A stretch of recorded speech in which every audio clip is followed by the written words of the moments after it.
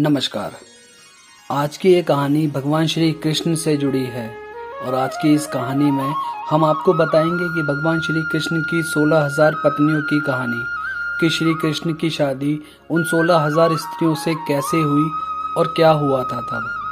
अगर आप मेरे चैनल पर नए हैं तो ऐसे ही और कहानी सुनने के लिए मेरे चैनल को अभी सब्सक्राइब कर लें और बेल आइकन पर क्लिक करके नोटिफिकेशन ऑन करना ना भूलें।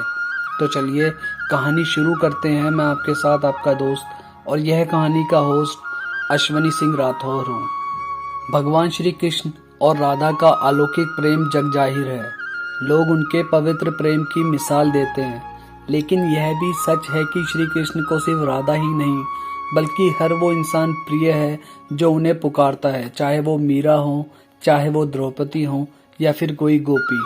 श्री भगवद गीता में श्री कृष्ण की तमाम लीलाओं का वर्णन है, जिनमें से उनकी एक लीला यह भी है जिसमें उन्होंने एक साथ 16,000 कन्याओं के साथ विवाह किया था। दरअसल ये वे कन्याएं थी जिन्हें एक राक्षस ने कैद कर रखा था।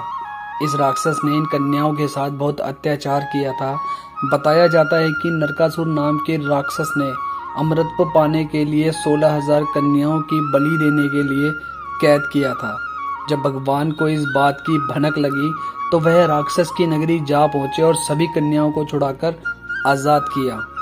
पर उससे पहले हम उस राक्षस के बारे में जानते हैं। नरकासुर पुराणानुसार एक प्रसिद्ध असुर था जिसे पृथ्वी के गर्भ से उत्पन्न विष्णु पुत्र कहा जाता है। यह वराह अवतार के समय पैदा हुआ था जब विष्णु जी ने पृथ्वी का उद्धार किया था।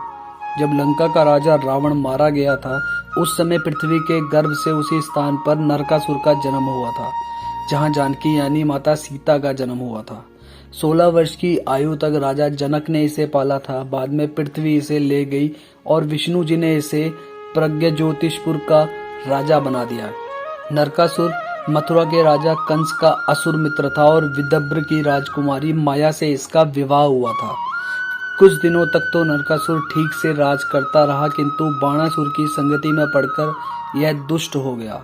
नरकासुर ने तपोबल से ब्रह्मा जी को प्रसन्न करके यह वर पाया कि उसे देवता, असुर, राक्षस आदि कोई भी नहीं मार सकेगा और उसका राज्य सदा ही बना रहेगा।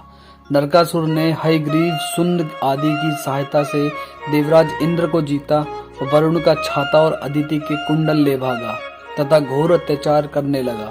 नरकासुर के अत्याचारों से ग्रस्त इंद्र ने श्री कृष्ण से कहा, भौमासुर यानी नरकासुर अनेक देवताओं का वध कर चुका है। उसने अदिति के दोनों दिव्य कुंडल ले लिए हैं।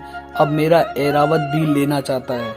उससे उद्धार करो। भगवान श्री कृष्ण ने आश्वासन देकर नरकासुर पर आक्रमण किया। उन्होंने सुदर्शन चक्र से उसके 2 टुकड़े कर दिए और अनेक दैत्यों को मार डाला। भूमि ने प्रकट होकर श्री कृष्ण से कहा, जिस समय वराह रूप में आपने मेरा उद्धार किया था तब आप ही के स्पर्श से यह पुत्र मुझे प्राप्त हुआ था। अब आपने स्वयं ही उसे मार डाला है। नरकासुर की मृत्यु के पश्चात भूमि देवी ने सभी चुराई हुई चीजें भगवान श्री कृष्ण को वापस कर दी, जिसमें 16,000 महिलाएं भी शामिल थी। श्री कृष्ण ने उन्हें मुक्त कर दिया, परंतु उन महिलाओं ने इसका पालन नहीं किया। भगवान श्री कृष्ण जी से कहने लगी कि आपने हमें मुक्त तो कराया, लेकिन अब हम जाएंगे कहाँ, क्योंकि इस राक्षस ने हमारे परिजनों को पहले मार दिया है। इनमें से कुछ कन्याओं के परिजन जिंदा थे जो उन्हें चरित्र के नाम पर अपनाने से इनकार कर रहे थे। तब भगवान ने इन सभी कन्याओं की व्यथा सुनी और सभी से एक साथ विवाह रचाया। भगवत पुराण के अनुसार भगवान श्री कृष्ण की पत्नियों के जीवन के बारे में बताया गया है कि भगवान श्री कृष्ण ने उन सभी 16,000 स्त्रियों को एक एक घर दिया और उन सबको 100-100 दासियां भी दी। कहते हैं भगवान श्री कृष्ण रात के समय स्वयं को कई रूपों में बांट लेते थे और अपनी सभी पत्नियों के साथ समय बिताते थे। सुबह होने पर उनके सभी रूप एक होकर श्री कृष्ण बन जाते थे। इस तरह भगवान श्री कृष्ण ने उन सबको सम्मान दर्जा दिया। तो ये थी कहानी भगवान श्री कृष्ण की 16,000 स्त्रियों से विवाह रचाने की कहानी।